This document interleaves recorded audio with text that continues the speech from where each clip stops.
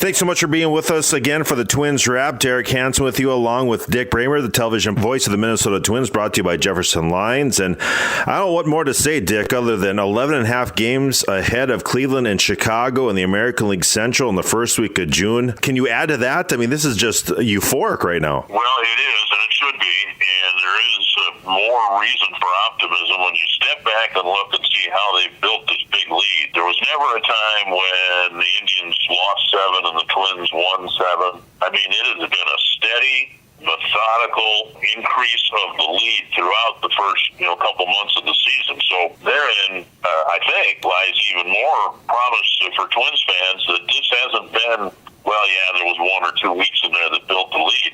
It's been steady and it's been constant. And, the Twins have a chance here in Cleveland now to continue that pattern and actually increase the lead in this 3-game series. Yeah, that's true. I mean, just to think that, and depending upon what happens with the White Sox too, but they really could put things away pretty soon. It's just hard to think. Well, and Cleveland really needs to be concerned. Not only do they have a huge gap to try to close with the Twins, but if they're not careful, the White Sox, who everyone knew would be a coming team, a developing team, and a team much like the Twins that could climb from the bottom of the division to the top, they may be ahead of schedule a little bit. They just took 3 out of 4 from the Indians, and the sense right now is that the Twins are soaring, the White Sox are climbing, and the Indians are crumbling, and the Indians have to change the pattern here very, very quickly, or it's going to be a lost season for them. I like what you said earlier. You kind of hinted the fact that this team, and I think for the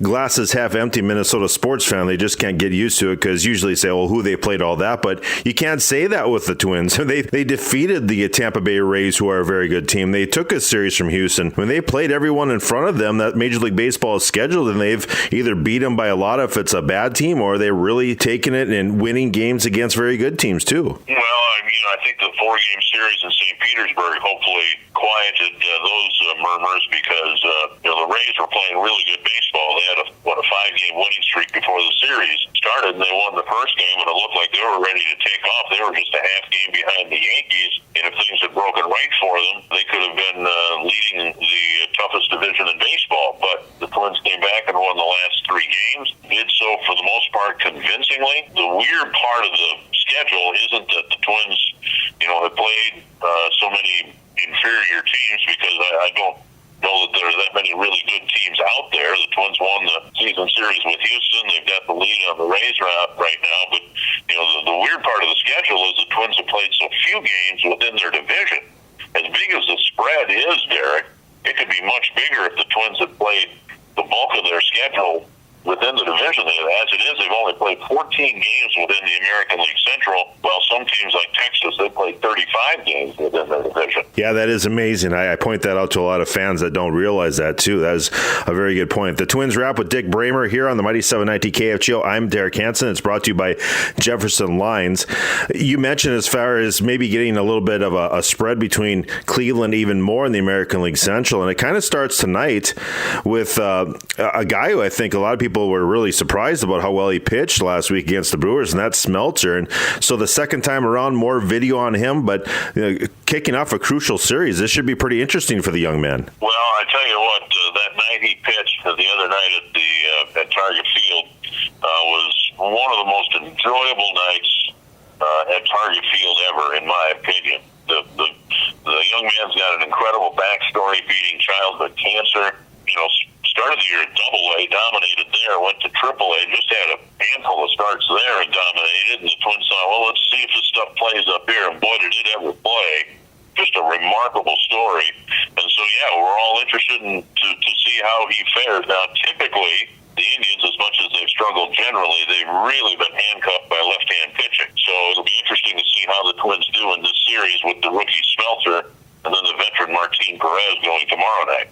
You have the pleasure of working a lot of former baseball greats, and Jack Morris, known for his emotion on the field, and boy, you got to see the softer side to the tough exterior that is Jack Morris. Talking about the story of Smeltzer too. Well, he's got he's projected the image of having a very thick crust, but those of us who've been around Jack know how emotional he can be, and he had a very difficult time expressing himself regarding the Smeltzer story and completing his thoughts without weeping, and gives you an idea, A, how significant the story is. I mean, this young man he's 23 years old, and he's already overcome so much. And then it also tells you a little bit about Jack Morris and how, what a soft touch he can be. It was one of the reasons why, as I said, that night at Target Field was one of the more special nights at the ballpark and one of the more special broadcasts I've ever been a part of.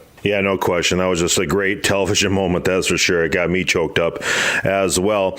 Let's talk a little bit about, this past week and show about this Twins team. The bullpen gets beat up a little bit on Sunday, and then Scope goes and hits a home run and extends the lead again. And, of course, the rumors always go about, are they going to go and get Kimbrel, and are they going to make a move for more bullpen help? I mean, is it that broken right now, or is it just everyone wants to keep on improving on what has just been a great start so far, and they don't want to see any kinks in the armor? Well, the wonderful state of affairs for the Twins is if you're Derek Falvey or Thad Levine, you have the luxury now of imagining your team in the playoffs and making moves from now to the end of July to build your team for October. Now, that can all change in a week. If the Twins stumble, if the Indians catch fire, well, then the gap gets tighter, and then you need to focus on just trying to get to the playoffs. Well, right now you're leading by 11.5. You're clearly, to this point, the superior team in the division to the other four. Okay, so if you're in the playoffs, now you need to shift focus a little bit. At least think about,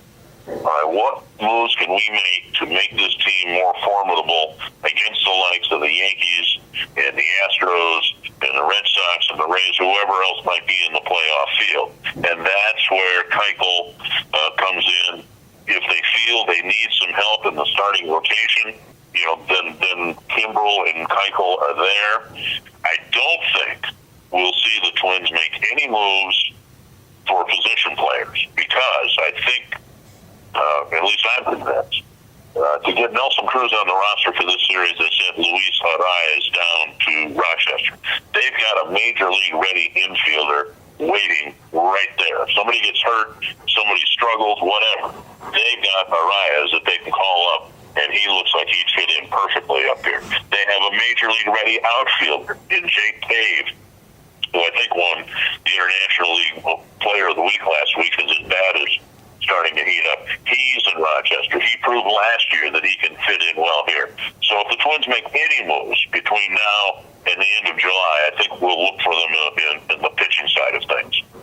Well, it certainly can make it a little tougher as Smeltzer pitch as well tonight, so hopefully we can see that too. Yeah, then they got to find room for Pineda when he comes off the injured list. And so,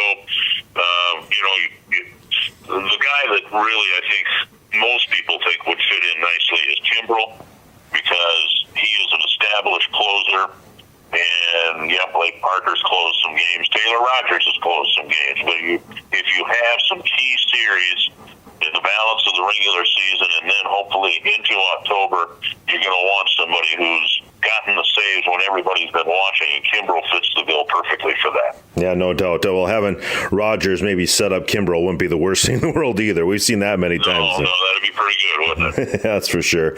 Well, it should be a fun one tonight, and as you mentioned, the Twins could really gain some steam in the American League Central if they can take care of Cleveland. Enjoy the broadcast tonight, and we'll talk to you very soon. You got it, Derek. Dick Bremer with us, television voice of the Minnesota Twins for the Twins Wrap. Derek Hansen with you, brought to you by Jefferson Lines, your number one bus experience for over 100 years, serving North Dakota and cities throughout the Midwest. We'll be back to wrap up the Drive Time News Hour. Twins baseball 5:30 coming up here on the mighty 790 KFGO.